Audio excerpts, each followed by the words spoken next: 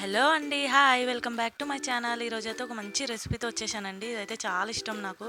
మినప్పప్పు జొన్న రొట్టె అండి. ఇది మామూలుగా మినప్పప్పుతో మనము ఆ వడలు అవన్నీ వేసుకుంటుంటాం కదా. ఈరోజైతే మినప్పప్పుతో కర్రీ ఎలా చేసుకోవాలో చూపిస్తానండి. చాలా సింపుల్గా చేసుకోవచ్చు. ఇందులో అయితే కారం పొడి అవన్నీ ఏమి వేయమండి.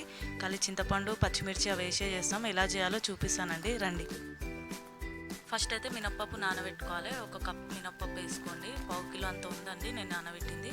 వాటర్ వేసి నీట్గా వాష్ చేసేసుకొని అందులో నీళ్ళు పోసి నానబెట్టేసేయండి. ఒక గంట సేపు అన్నా నానాలి. అప్పటి వరకు మనం వేరే పనులు చేసుకోవాలి. ఇదైతే ఫస్టే నానబెట్టి పెట్టేసుకోండి. చింతపండు ఒక నిమ్మకాయ సైజ్ అంత చింతపండు నీట్గా కడిగి అది కూడా నానబెట్టుకోవాలి. ఒక 10-12 పచ్చిమిర్చి, కలమాకు, ఒక 10-12 ఎల్లిపాయలు అన్నీ తీసి పక్కకు పెట్టుకోవాలి. పచ్చిమిర్చి అయితే మిక్సీ పట్టుకోవాలి. ఇలా పచ్చిమిర్చి అన్నీ చిన్న కట్ చేసి కొంచెం ఉప్పు వేసి మిక్సీ అయితే పట్టుకోవాలి. ఇప్పుడైతే కుక్కర్ పెట్టేద్దాం. ఒక హాఫ్ కప్ అయితే ఆయిల్ వేసుకోవాలి. ఆయిల్ వేడి అయ్యాక జీలకర్ర ఆవాలు వేసుకోండి.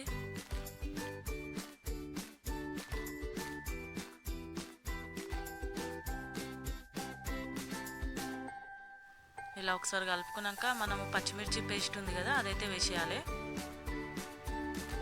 అందులోనే కల్లెమాకు కూడా వేసేయండి. మంచిగా మాడకుండా మంచిగా కలుపుకోవాలి. పచ్చిమిర్చి వాసన పోయేంత, పచ్చి వాసన పోయేంత వరకు మంచిగా కలుపుకోవాలి. పసుపు వేయాలి 1/2 టేబుల్ స్పూన్. ఒక 1/2 టేబుల్ స్పూన్ ఉప్పు,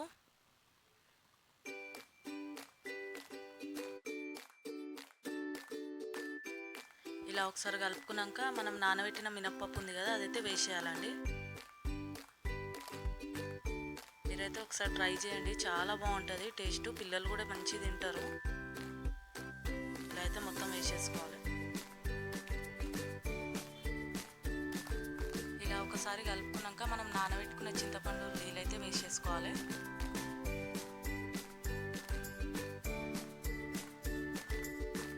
ఒక గ్లాస్ వాటర్ కూడా వేసేసుకోవాలండి.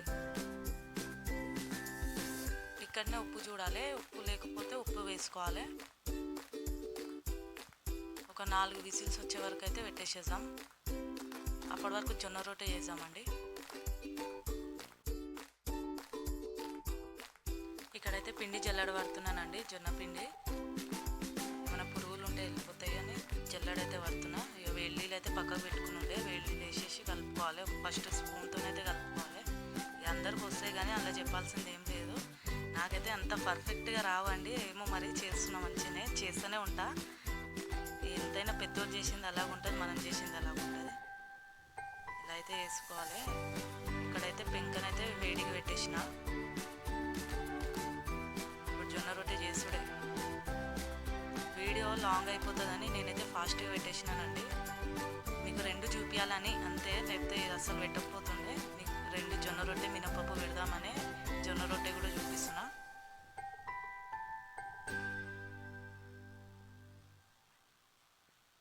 ఎలా చేశానో జొన్న రొట్టె మీరైతే పూర్తిగా వీడియో చూసి జొన్న రొట్టె మంచిగా చేసినానా లేదా కామెంట్ అయితే చేయండి.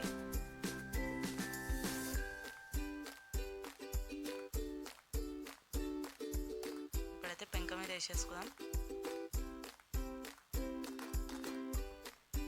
ఫస్ట్ చేసేటోళ్ళకైతే ఒక క్లాత్ లెక్క మనం తీసుకొని పచ్చి చేసి వేసుకోవాలండి. ఇట్లా చేతితో వేస్తే కాలుతుంటుంది. నాకైతే సురసుర కాలినాయి చేతులు. అలవాటు ఉంది కానీ, అలవాటు అయితే ఏం కాదు కానీ ఫస్ట్ అయితే కాలుతాయి చేతులు. ఇప్పుడైతే మనం మినప్పప్పు అయితే ఉడికిపోయింది కదా, ఒకసారి విజిల్ తీసేసి చూద్దాం. మినప్పప్పు అయితే కరెక్ట్ ఉడికిపోయిందండి మంచిగా. ఇలానే ఉండాలి, పప్పులు ఉండాలండి. చాలా బాగుంటుంది. మీరు నిజంగా ఒక్కసారి ట్రై చేయండి.